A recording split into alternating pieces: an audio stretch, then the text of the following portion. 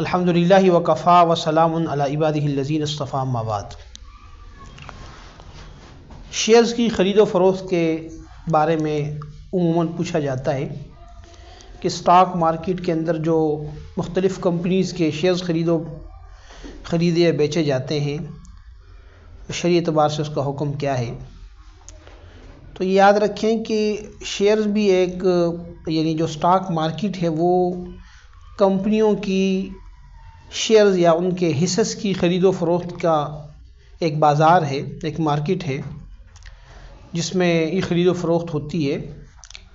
اور اس کے لیے بھی وہی اصول ہیں جو شریعت نے عام اشیاء کی خرید و فروخت کے رکھے ہیں، جو عمومی اصول ہیں۔ شیئرز کے حوالے سے اگر ہم خاص طور پر بات کریں تو اس میں چند شرائط کا لحاظ رکھ کے حصص کی خرید و فروخت یا شیئرز کی خرید و فروخت درست ہے۔ ایک صورت تو وہ ہوتی ہے کہ جس میں لوگ شیئرز خریدتے ہیں ڈیویڈنڈ کے لیے، یعنی اس شیئرز خرید کے پھر اس کا نفع حاصل کرتے رہتے ہیں، اس کو آگے بیچنا مقصود نہیں ہوتا۔ تو اس میں تو ایک اس بات کا خیال رکھنا چاہیے، پہلی شرط جسے ہم کہہ سکتے ہیں پہلی شرط کے طور پہ، کہ جس کمپنی کے شیئرز خریدے جا رہے ہیں یا بیچے جا رہے ہیں وہ کمپنی کوئی حلال اور جائز کاروبار کرتی ہو۔ ایسی کمپنی جس کا کاروبار جائز اور حلال نہ ہو، مثال کے طور پر کوئی سودی لین دین کرنے والا ادارہ ہے، اس کے شیئرز کوئی خرید رہا ہے، کوئی شراب کی بوتلیں بنانے والا ہے، کوئی میوزیکل انڈسٹری ہے، اس کی کوئی انسٹرومنٹ کی خرید و فروخت ہوتی ہے، تو اس قسم کی جو کمپنی ہوگی اس کی خرید و فروخت، اس کے شیئرز کی خرید و فروخت درست نہیں ہوگی۔ تو پہلی شرط یہ ہے کہ اس کا کاروبار حلال اور جائز ہونا چاہیے۔ دوسری شرط یہ ہے کہ جس کمپنی کے شیئرز ہم خرید رہے ہیں اس کے کوئی جامد اثاثے ایسٹس موجود ہوں۔ یعنی بعض اوقات یہ ہوتا ہے کہ کمپنی بازار میں آ جاتی ہے لیکن اس کے ابھی تک کوئی ایسٹس نہیں خریدے ہوتے، وہ ایک لیکوڈ شکل میں ہوتے ہیں، سیال شکل میں ہوتے ہیں، جیسے مثلا لوگوں نے پیسے تو ملائے ہوتے ہیں کمپنی بنانے کے لیے لیکن انہوں نے باقاعدہ کوئی ایسٹس اور اثاثے نہیں خریدے ہوتے، تو اس کے اثاثے بھی ہونے چاہیے، کم سے کم ایک ایسی مقدار میں اثاثے ہونے چاہیے جس کو اثاثے کہا جا سکے یا جس کا اعتبار کیا جا سکے، جس میں کمپنی کی مشینریز ہوتی ہیں، بلڈنگ ہوتی ہے، دیگر اشیاء جو کاروبار سے ریلیٹڈ ہوتی ہیں، اس طرح کی چیزیں ہونی چاہیے۔ اسی طریقے سے کمپنی کا جو کاروبار ہے، یعنی جو اس کا عملی طریقہ ہے، اس عملی طریقے میں اس کا کاروبار درست طریقے سے ہونا چاہیے۔ بعض اوقات یہ تو ہو سکتا ہے کہ کاروبار فی نفسہ ہی درست ہو لیکن ظاہر ہے وہ آپریشنل جو اس کے معاملات ہوں وہ معاملات درست طریقے سے نہ چل رہے ہوں، تو ایسی کمپنی کے اشیاء کو بھی خرید و فروخت درست نہیں ہوگا، یا ایسی کمپنی کی جو شیئرز ہیں ان کی خرید و فروخت درست نہیں ہوگی۔ اسی طرح یہ بھی ضروری ہے کہ جس کمپنی کے شیئرز ہم خرید رہے ہیں اس کے پاس جو ایک اثاثے موجود ہیں یا اس کے ساتھ ساتھ جو اس کے پاس رقم موجود ہے، اس سب کا مجموعہ جو ہے اس میں مجموعی طور پر کوئی سودی معاملہ بڑی شکل میں انوالو نہ ہو، یعنی سودی قرضے اس نے نہ لیے ہوں، یعنی کہ اس نے ایک بڑی مقدار میں سودی قرضے لے رکھے ہیں، فار ایگزامپل اس نے 1/3 تک یعنی 1/3 تک 33% تک اس نے سودی قرضے لے رکھے ہوں، تو ایسے کمپنی کے شیئر خریدنا بھی درست نہیں ہوگا۔ اسی طرح اگر ایک کمپنی ایسی ہے کہ جس کے شیئرز ہم خرید رہے ہیں اس کے جامد اثاثے بھی ہیں اور ساتھ ساتھ اس کے پاس کوئی لیکوڈ شکل میں کوئی رقم بھی موجود ہے، تو ایسی صورت میں جب ہم کمپنی کے شیئر خریدیں گے تو اس کی جو ویلیو ہوگی وہ کم سے کم اس کی شیئر کے بدلے میں جو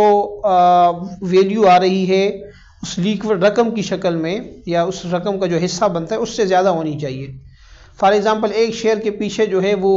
کچھ اثاثے ہیں اور اس ایک شیئر کے اندر فار ایگزامپل 1 لاکھ روپے آ رہا ہے اور لیکوڈ شکل میں وہ موجود ہے۔ اب جو آدمی شیئر خریدے گا تو وہ 1 لاکھ روپے سے زیادہ پے کرے گا تو تب اس کا خریدنا درست ہوگا، ادروائز وہ معاملہ جو ہے درست نہیں ہوگا، کیونکہ اس میں جب آپ شیئر خرید رہے ہیں تو اس میں آپ اس رقم کے بھی مالک بن رہے ہیں پلس حصے کے بھی مالک بن رہے ہیں، تو اس لیے وہ پیسوں کے بدلے میں جب پیسے آئیں گے تو کم سے کم اب وہ اس کے ایکول جو ہوں گے وہ تو پیسوں کے مقابلے میں ہو جائیں گے، اور جو اضافی رقم ہوگی وہ اثاثے کے مقابلے میں چلی جائے گی۔ اگر اس سے کم کریں گے تو پھر یہ سود کی شکل بنے گی جو درست نہیں ہوگی۔ اسی طرح اگر مجموعی طور پر کمپنی کا کاروبار تو حلال ہے، لیکن بعض اوقات کمپنی یہ کرتی ہے کہ اس کا ضمنی طور پر کوئی نہ کوئی سودی معاملہ ہوتا ہے، مثلا بینک میں پیسے رکھوائے ہیں، وہ پیسے اس کے پاس آ رہے ہیں اور وہ بھی ایک یعنی ہینڈسم اماؤنٹ ہے، ایک اچھی خاصی رقم ہے، تو ایسی صورت میں اگر کوئی کمپنی جو شیئر ہولڈر جو ہے وہ شیئر خرید رہا ہے تو اس کے لیے بھی ضروری ہوگا کہ وہ اس کے خلاف آواز بھی اٹھائے، وہ بات کرے، چاہے وہ تحریری شکل میں ان کو بتائے یا چاہے تو کمپنی کے سالانہ میٹنگ کے اندر جو ہے وہاں پہ آواز اٹھائے کہ بھئی ہم یہ سودی معاملات نہیں کرتے، ہماری طرف سے اس کو ختم کیا جائے، کم سے کم آواز وہ اٹھائے۔ لیکن چونکہ وہ ضمنی نوعیت کا ہوگا اس وجہ سے وہ شیئر کی خرید و فروخت جو ہے وہ ناجائز نہیں ہوگی۔ البتہ یہ بات ہے کہ جب منافع آئے گا، ڈیویڈنڈ آئے گا، منافع آئے گا، تو اس صورت میں جو شیئر ہولڈر ہوگا اس کے لیے ضروری ہوگا کہ وہ کمپنی کے جو سالانہ شیٹ ہوتی ہے، بیلنس شیٹ جو ہوتی ہے، اس میں وہ ریشو دیکھے کہ بھئی یہ جو ناجائز آمدن ہے، چاہے وہ بینک سے حاصل ہونے والی سودی رقم ہے یا کسی اور ناجائز معاملے میں آ رہی ہے، تو اس کا ریشو کیا ہے، تو کم سے کم وہ اتنی ریشو جو ہے وہ اپنے منافع میں سے صدقہ کرنا اس کے لیے ضروری ہوگا۔ یہ تو اصولی باتیں ہو گئیں، اور ساتھ ساتھ کچھ چیزیں ایسی بھی ہیں جو یعنی عمومی شرائط ہیں شرکت کی۔ ظاہر ہے جب آپ شیئر خرید رہے ہوتے ہیں تو آپ شریک بن رہے ہوتے ہیں، تو اس کے اندر یہ بھی ان باتوں کا بھی لحاظ رکھا جائے۔ بعض اوقات لوگ اس چیز کا خیال نہیں رکھتے، مثلا یہ ہے کہ جب آپ شیئر ہولڈر بن گئے تو آپ نفع کے ساتھ ساتھ نقصان کے بھی حصہ دار بن گئے، وہ بھی آپ کی ذمہ داری ہونی چاہیے۔ اور پھر اگر آپ کے لیے کمپنی کی طرف سے پروفٹ آ رہا ہے، نفع آ رہا ہے، تو وہ بھی پرسنٹیج کے حساب سے ہونا چاہیے، اس بات کا بھی ہمیں خیال کرنا چاہیے۔ یہ تو ہے کہ جب آپ کمپنی کا شیئر خرید رہے ہیں اور اگر آپ کا مقصد خرید کے آگے بیچنا ہے تو پھر اس میں یعنی کمپنی کا شیئر خریدنے کے بعد اس پر قبضہ بھی ہونا چاہیے۔ عموماً یہ ہوتا ہے کہ قبضہ نہیں ہوتا، ٹریڈنگ ہوتی ہے، روز یعنی ایک معاملات آگے چل رہے ہوتے ہیں، اس میں وقفے کے بغیر وہ جائز نہیں ہوں گی، کیونکہ جو عمومی طور پر قبضہ ہے وہ قبضہ اس پہ کم سے کم 2 دن لگ جاتے ہیں، جو 2 ورکنگ ڈیز ہوتے ہیں اس میں قبضہ ہوتا ہے، کیونکہ جب آپ شیئر خریدتے ہیں تو وہ KT کے اندر آپ کے نام ہو جاتا ہے، یعنی آپ کا نام وہاں پہ آ جاتا ہے، لیکن باقاعدہ جو CDC کے اندر باقاعدہ ڈیلیوری ہوتی ہے اس کو ڈیلیوری سمجھا جاتا ہے، تو اس کے اوپر 2 دن لگتے ہیں۔ تو کم سے کم اگر آپ نے شیئر آگے بیچنا ہے تو اس شیئر کو خریدنے کے بعد 2 ورکنگ ڈیز تک وہ آپ کے پاس ہونا چاہیے، اس کے بعد آپ اس کو آگے بیچیں۔ تو یہ آگے بیچنے کی صورتحال ہوگی جس میں قبضہ ضروری ہوگا، اور قبضہ اس لیے ضروری ہے کہ یہاں پہ فزیکل قبضہ تو ہوتا نہیں ہے، تو اس کے لیے ایک تخلیہ کی شکل بتائی گئی ہے۔ تخلیہ کا معنی یہ ہے کہ یعنی جس کو قبضے کے قائم مقام قرار دے دیا ہم نے کہ بھئی یہ ایک صورت ہے جس کو ہم قبضہ کہہ سکتے ہیں، تو اس کے لیے 2 دن کی ڈیوریشن رکھی گئی، 2 دن ورکنگ ڈیز کی، تو وہ جب CDC کے اندر آ جائے گا تو تب وہ قبضہ شمار ہوگا، اس کے بعد اس کو آگے بیچنا درست ہوگا۔ تو یہ کچھ بنیادی چیزیں ہیں جو شیئرز کی خرید و فروخت کے اندر ملحوظ رکھنی چاہیے، اگر ان شرائط کے ساتھ ہوگا تو یہ معاملات درست ہوں گے۔ البتہ یہ ہے کہ عملاً جب ہم یہ لوگ اس طرح کے کام کر رہے ہوتے ہیں تو اس میں بہت سارے اور بھی مسائل پیدا ہوتے ہیں، تو اس حوالے سے علماء کرام سے، مفتیان اعظام سے مسائل کے بارے میں پوچھتے رہنا چاہیے،